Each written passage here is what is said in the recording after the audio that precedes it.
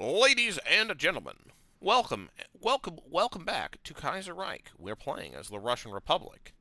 Shall it become the Russian state? Or something else? Time will tell. Oh boy. The Kornilov push. Cornered, the dog was forced to act. To much surprise, Kornilov agreed to come to the Kremlin personally. After leaving the headquarters of the military district, Kornilov slipped past his intended government escort and instead headed directly to the Kremlin. He was accompanied by a company of Junker cadets from the Alexeyev and Donikin military academies, and as an obviously pre-planned move. Upon arriving, he ordered the Special Purpose Battalion, tasked with guarding the Kremlin, to secure the Senate Palace and ensure the safety of the president with the support of cadets. However, Kornilov's hubris proved to be his downfall, much as it was Boldurev's before him. When only a portion of the curated battalion agreed to follow his orders, fierce fighting soon broke out within the Kremlin as Kornilov's forces tried to arrest the soldiers who refused to obey orders, claiming they were loyal only to Savinkov. Much of the Kremlin complex fell rapidly, smashing through the gates of the PUTSCH tower. Kornilov's troops finally reached the Senate Palace, where they were finally stopped by dogged loyalist resistance from the MVD troops, long enough for reinforcements to arrive from the capital's garrison. It was said that Savinkov followed fighting within the Kremlin with glee on his face, but it's more plausible they'd already left the complex by that point. Kornilov himself was wounded by a grenade, taken prisoner in the Senate Palace, while the rest of the mutineers were shot on the spot. Simultaneously, the Okhrana moved to arrest the traitors within the military district headquarters. Now, the uncrowned military dictator of Russia is rotting in the Bertskaya prison, and no official statement has been given of the events of the night has been given. What will befall him? Only death to traitors. Allow him a trial and retirement. Execution? You know, you are trying to overthrow the government. Retirement is kind of crazy. But at the same time, maybe it will curry favor with the military. That seems like a dumb idea. But I don't know. I don't want to allow him a trial and retirement versus only death to traitors. I don't know. That's a good question. I think we gotta kill this guy, right? Only death to traitors? I'll allow him a trial and retirement. He might be useful later. The Krivich push. Oh, another putsch. With Germany's economy shaken by a severe economic crisis, the repercussions were quickly felt in the European hegemon's eastern satellites. White Ruthenia, a small and young nation, was soon rocked by instability. After growing agitation from radical leftist elements of the country, the army intervened to depose the elected social democratic government. After a brief power struggle, the vacuum was filled by none other than Vaclav Latušky, leader of the National Populist Peasants' Party, Green Oak. Historian and writer Latušky was heavily involved in White Ruthenia's struggle for independence from Russia, deeply Russophobic. He hopes to purge the country completely of Russian influences and reshape White Ruthenian national identity around the medieval Krivich tribe. With a resurgent Russia, war of survival now seems inevitable. Pure Slavs? Ha! Lame. Oh, my dear.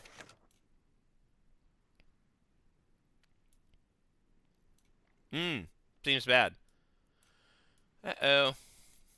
Trial of the misguided general. After several tense meetings between Kornilov and Savinkov, the former finally relented to admitting his guilt on the condition that he, and more importantly his subordinates, be spared.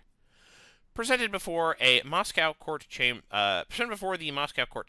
through a detailed series of reports and witness statements, the story that emerged is one of fundamental and catastrophic misunderstandings. Kornilov, through intelligence gathered in the army, was convinced, this isn't the first time this happens, of Chernov's role in the wide-range conspiracy against the government, which included members of the SZRS itself. Acting on his own initiative, Kornilov had Chernov assassinated. Fearing that Chernov's allies in the government reigned at large, Kornilov believed that the state was compromised and thus failed to coordinate effectively. The ensuing battle in the Kremlin was, in fact, a botched attempt to safeguard Savinkov against an attempt on his life. Though his actions can be perceived as high treason and even a possible push, the court found insufficient evidence to meet the high bar needed for the charge of treason. Nonetheless, Kornilov had been stripped of his post as Minister of War and pensioned off, symbolically retaining his rank solely out of respect for his past services. His accomplices have similarly been drummed out of the military, but have otherwise been unpunished due to their belief they were serving Russia. Kornilov, speaking with the press from court steps, have expressed his remorse that he led faithful soldiers astray, but maintains his belief that Chernov was acting to imperil Russia. The reactions to the verdict and Kornilov's statements have varied. The opposition is apoplectic that Kornilov has escaped justice despite admitting to Chernov's murder, and a large portion of the public is deeply uncomfortable that simple miscommunication and vigilantism led to so much bloodshed. The military, in turn, is very relieved to learn their leader was simply wrong, but acted with noble intention, and keep his dacha under watch. Increase stability, retire Kornilov. Oh boy. Unemployment spike. People at the highest risk of being laid off are those on the payroll of the German-owned corporations, but the effect has obviously spread to more patriotic companies. It is not only a matter of employers closing down their businesses, but also losing their contracts and customers. Many industrial sectors in Russia still rely on German trade, despite attempts toward self-sufficiency by the SZRS's economic reforms over the past year. As orders dry up, the workers lose their job. As fewer people have money to spare, the demand for goods crumbles lower and lower. It's the deflationary death spiral. Yay. Replacing Kornilov.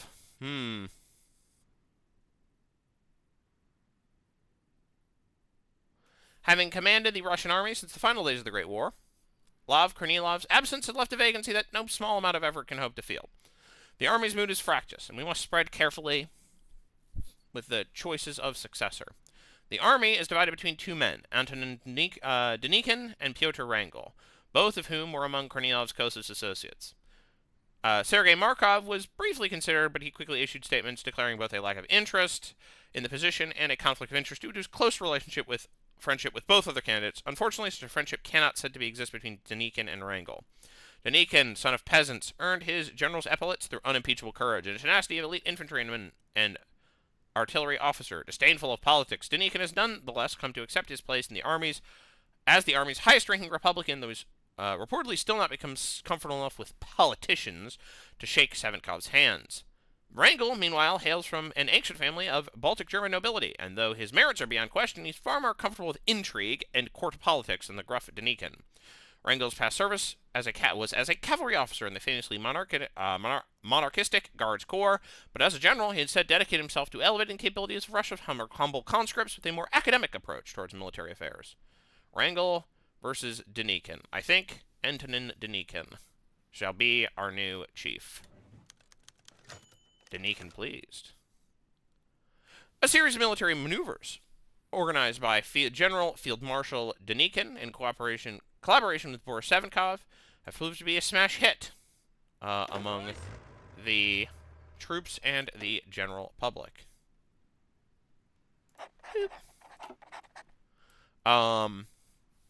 Several mock battles were held near Smolensk along Russia's western border, with Denikin's favored 4th Iron Division smashing aside the prepared defenses of an unstated enemy with regionalist collaborators. The president and a select press gallery reportedly deeply impressed at the precision and impact of the army's artillery. This was the courage of the elite shock troops, followed so close behind the shellfire. Unprecedented gesture, Denikin even consented to a photograph showing him firmly shaking Savinkov's hand.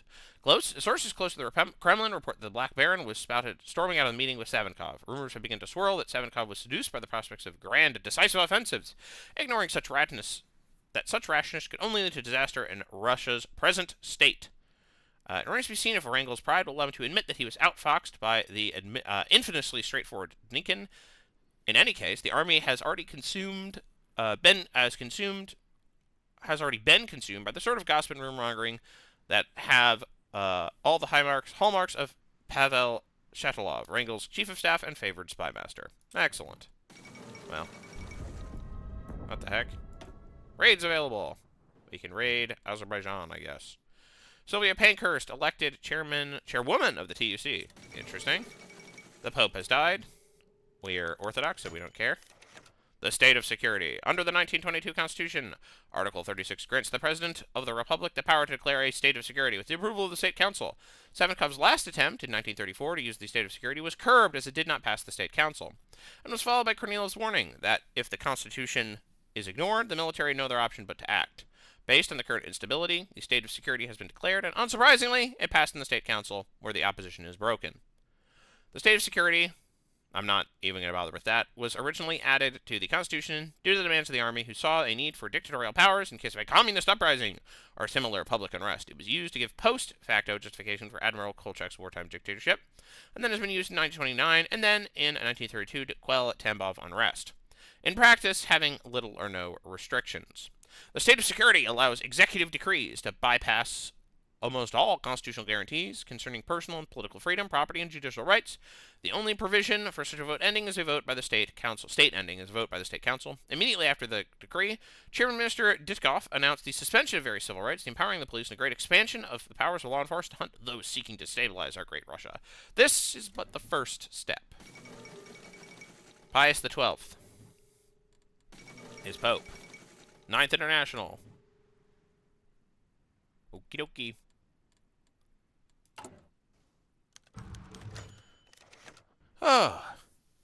Slashchov publishes his Unfought War.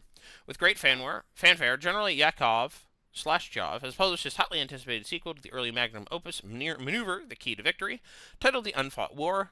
Slashchov's new book builds on his earlier theories of armed warfare, emphasizing the rapid changes in tech technology that have already rendered most existing countermeasures to massed tanks obsolete. A prolific writer and professor at the officer school in Petrograd, Slashchov has made waves for both his writing and persona. Dashing, irreverent, and hopelessly addicted to cocaine. Okay, cool. Slashchov has become one of the most important, if controversial, members of what's came to be called the Markov School, an informal clique of reformist officers centered around the eponymous general. A firebrand proponent of mass mechanization, Slashchov grounds much of his prose on lampooning the tactics of his peers, a literary choice that's drawn no small amount of controversy. The book has, nevertheless, become a bestseller in military circles and continues to be seen where Slashchov's sights will be set next. Interesting. We've organized relief work. Yay. Where's the Vokchod program? Let's see here. We should probably do that. Though it's probably in our best interest to sponsor Belgrade first. Serbia, Romania, Greece. A trifecta of Balkan states have begun to band together once again in opposition to German domination. Few in Europe are amicable to us as they are, though through cooperation with them, we can ensure that they, as well as us, can accomplish our dreams of a new European order. Button. Popular anger is concerned. Military. What? Oh, land reform. What? We can influence Poland. Build some roadworks. To modify Black Monday modifiers. That's probably in our best interest, right? Roadworks in Central Russia. Click, click, click.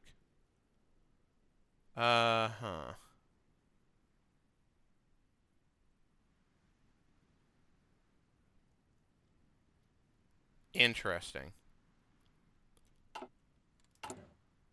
Okay, well. Oh boy. Okay. The need for land reform. Russia struggled with the question of how to both modernize and organize its vast countryside. Until their interruption by the Great War, the Stolypin reforms attempted to dismantle the Mir, a traditional Russian peasant village, in favor of modern smallholders. The chaos of 1917 instead brought a far more radical change, the Black Repartition, as peasants took advantage of the breakdown of order to seize land for themselves. The subsequent SR Cadet land reforms of 1923 were as much an attempt to restore order as they were a redistribution campaign. The reforms granted villages significant autonomy, while allowing peasants to rent nationalized land at very low prices. Unfortunately, the other campaign's results were mixed. The peasants gained a great deal of acreage. The reforms were tarnished not only by the enormous corruption in the land committees, but also by unclear intent over who would be receiving the land. The government purchased vast tracts of land from landowners at below market prices, but much of it would find itself in the hands of industrialists and wealthy peasants rather than the needy. Attempts to fix the reform's flaws crumbled in the bickering of the SR and cadets.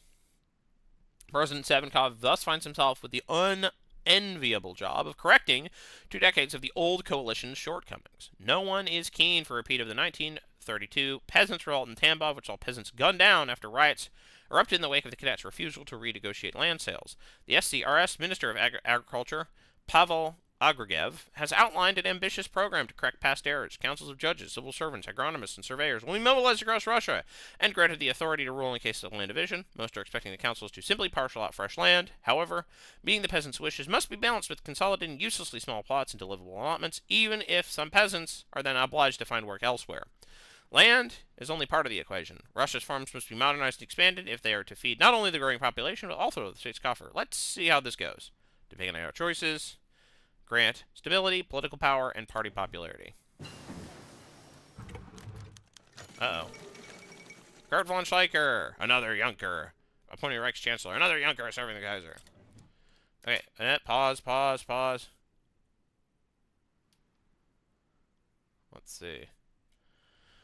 Oh dear. Banking bailouts. Multiple banks in Russia and Petrograd have informed the Ministry of Finance they are rapidly running out of cash reserves, and most of their investments, often secured by German bonds, collapsed alongside German financial markets. The news is gloomy. If the Russian state bank doesn't bail out at least the largest of these banks, the domino effect could continue uncontrollably. However, it's impossible to shelter all the banks at risk. While many financial advisors argue that the investment ability of banks should be our priority, such a bailout would be seen as prioritizing the money of investors over that of common men. We need to prioritize fiscal stability. And also, we need to do some other stuff.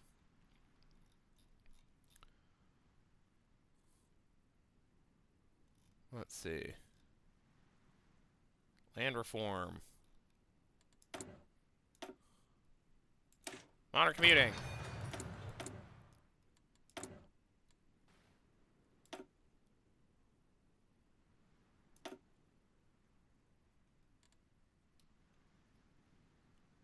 Let's see. We're going to put these guys under martial law.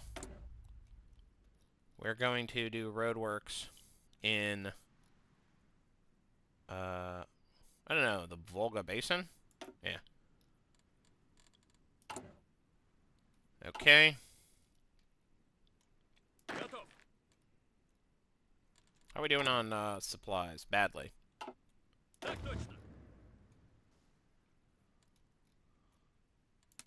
We're going to abandon that.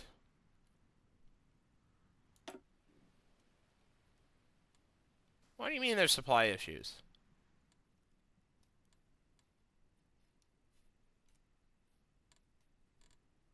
Say it ain't so. Alright, well.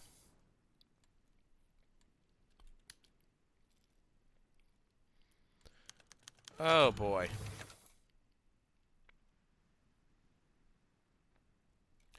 Land reform begins. To destroy the peasants' common land is to destroy the soul of Russia. However, it's no secret that traditional strip farming is not only inefficient, but also that Central Russia simply lacks the land needed to sustain all its peasants. If every Russian is to prosper, then there's little choice but to consolidate the fields and distribute the excess rural population in nearby cities, or across the Urals into Siberia and Turkestan. Hopes are high that these efforts will, when paired with farm mechanization and new agronomical colleges, increase crop yields exponentially while respecting the Mir's traditions. As councils of land division have appeared across Russia, the new reform program has entered its official stages. First official stages. Vast tracts of land have been earmarked for nationalization. Thousands of surveyors and judges are busy working through a decade of legal backlog. New artels, trade cooperatives, have been established to house and work for the influx of peasants into towns and cities. Unfortunately, not everyone's been pleased to discover what the reforms actually entail. SCRS party offices have been flooded with letters addressed to President Savinkov demanding that he punish ministers for misinterpreting his orders. The elders of many villages are furious that the state has given rural officials not only a veto on the election of village headmen, but also reserved the right to appoint one if the locals prove difficult. The consolidation of land strip has flared tempers, and while many peasants want land, few are keen on redrawing boundaries or leaving their home village outright. Even the agronomic college scheme has received vitriol, with some letters arguing that time spent in classrooms is less time spent in fields. Though the party spirits have somewhat deflated, many are adamant that the proceedings must proceed as planned, and that they are simply growing pains. There will undoubtedly be more opposition in the future. Time will tell if the party is willing to pay the cost of confronting it. This needs to get done, no matter the reaction. We sponsored Belgrade. Huzzah. We could... it just gives us the ability to, like, do stuff. We're gonna probably wait for that. We could end the Vilnius Agreement. We could sign a Franco-Russian treaty. We could. We're going to probably control the Supreme Court. With the opposition bloc crumbling, the Supreme Court under Vladimir Nabokov stands as one of the few institutional pillars still opposing Savinkov. Fortunately, the reforms of 1935, which aimed to expand the power of the Duma, also allowed it to issue a vote of no confidence for the Supreme Court. With the SZRS SOR majority in the Duma, the judges will have no choice but to surrender to the people's will. We're going to not lend our support quite yet.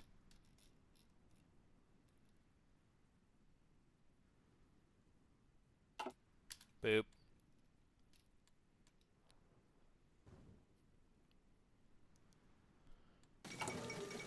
Escalation of the Harlan County War. Since the beginning of the decade, Harlan County, Kentucky has been embroiled in conflict. The IWW and other unions have attempted to organize the miners of the country, facing steep and often armed resistance from local authority and company forces. This week, fighting in the county has escalated as the Union militias seize control of much of the town of Harlan, east of the Cumberland River. Anti-Union forces have retreated into the town's National Guard depot.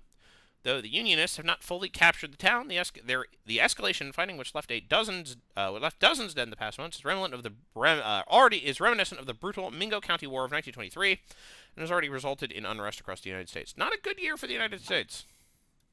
Yeah, 1936. All right. Blight of the farmers. The market fluctuations hit the countryside slower, but when they do, they hit hard. Farmers live from harvest to harvest, and right now they will not make a profit from the next harvest. Russia, like much of Eastern Europe, has traditionally been an exporter of agricultural goods, and now local peasants and large landowners are looking at an uncertain future. Stories are being told of Ukrainian peasants burning their wheat as they cannot afford coal, and such a future may be in store for Russians too. I mean, coal's a real problem in Hearts of Iron, so I sympathize. The situation's not helped by SZRS-supported land banks that were granted easy loans for farmers, which have now backfired on farmers who are relying on stable harvests. Everyone has it tough.